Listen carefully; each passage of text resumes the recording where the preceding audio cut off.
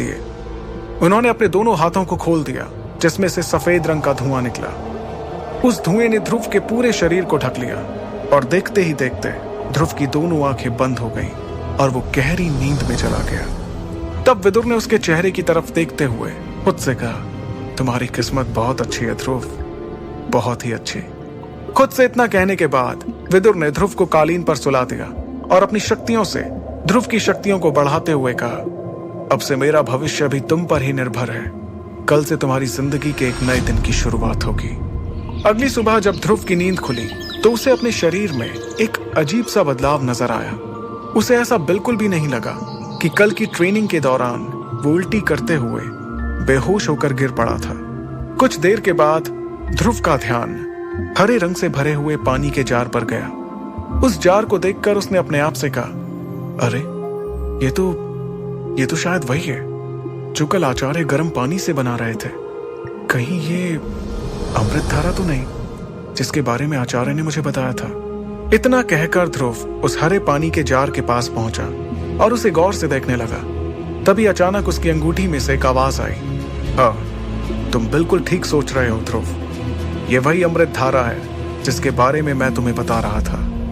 और अगले ही पल विदुर ध्रुव की अंगूठी से बाहर आ गए और कहने लगे, तुम फिलहाल उससे दूर रहो और मैंने जो तुम्हें कुछ चीजें सिखाई थी उन्हें दोहराते रहो। और हाँ, कल मैं तुम्हें चमकीले काले पत्थर के बारे में कुछ चीजें बताना भूल गया था, उसे ध्यान से सुनो। विदुर के इतना कहते ही ध्रुव ध्यान से उसकी बातों को सुनने लगा। ये चमकीला पत्थर मार्कस के किसी योद्धा का लगता है। इस पत्थर में क्लास 2 टेक्निक छिपी है जिसका नाम है वैक्यूम हैंड। हालांकि इसका लेवल जो है वो लो है। चमकीले पत्थर की यह खासियत सुनकर ध्रुव बहुत खुश हो गया। उसने जोश में आकर कहा, क्या बात है, मैंने कभी सपने में भी नहीं सोचा था कि किसी योद्धा की वैक्यूम हैंड टेक्निक मेरे हाथ लगेगी। आप मुझे कब इसकी शक्तियों का इस्तेमाल करना सिखाएंगे? ध्रुव को इतना खुश देखकर विदुर ने कहा, अरे रुको जरा, पहले मेरी पूरी बात तो सुन लो। विदुर के इतना कहने पर ध्रुव चुपचाप उनकी बातें सुनने लगा। अपनी बात को आगे बढ़ाते हुए विदुर ने कहा, तुम इस वैक्यूम हैंड टेक्निक का इस्तेमाल तभी कर सकते हो जब तुम्हारी शक्ति का सितारा सामने वाले की शक्ति के सितारे से ज्यादा हो। यह बात सुनकर ध्रुव थोड़ा सोच में डूब गया। तभी विदुर ने उसे वैक्यूम हैंड टेक्निक के बारे में एक और हैरान कर देने वाली बात बताई। और सबसे खास बात, पहले तुम्हें अपनी शक्ति को अगले सितारे तक ले जाना पड़ेगा, तभी तुम इस पत्थर में छुपी टेक्निक का इस्तेमाल कर सकते हो। यह सुनकर ध्रुव हैरानी में पड़ गया।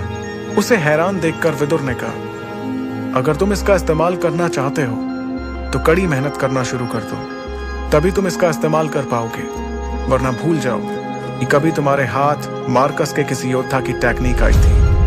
विदुर की इस बात पर ध्रुव एकदम से जोश में आकर कहने लगा, आचार्य, आप ऐसा कैसे कह रहे हैं? आपको क्या लगता है कि मैं मेहनत करने से डरता हूं? नहीं, ऐसी बात नहीं है। मैं तो बस तुम्हें बताना चाहता हूं, इस चमकीले पत्थर में जो टेक्निक छिपी हुई है तुम उसका इतनी आसानी से इस्तेमाल नहीं कर सकते हो। इसके लिए तुम्हें अपनी शक्तियों को बढ़ाना होगा। अपने आचार्य की इस बात को सुनकर ध्रुव थोड़ा शांत हुआ।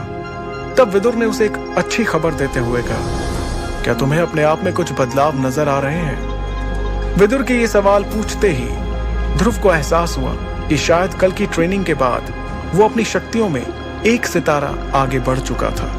अब उसकी शक्तियां तीसरे सितारे से चौथे सितारे पर आ चुकी थी। लेकिन ये सिर्फ उसका एक अंदाजा था। ध्रुव अपनी बढ़ी हुई शक्ति को अच्छे से महसूस कर रहा था। वो इस बात की खुशी मनाता उससे पहले ही विदुर ने उसकी मुश्किलें बढ़ाते हुए कहा, मैं तुम्हें एक बात और बता दूं, मैंने जो अमृत धारा बनाई है वो ज्यादा महीनों तक नहीं चल पाएगी। तुम एक बार फिर से बाजार जाने की तैयारी कर लो।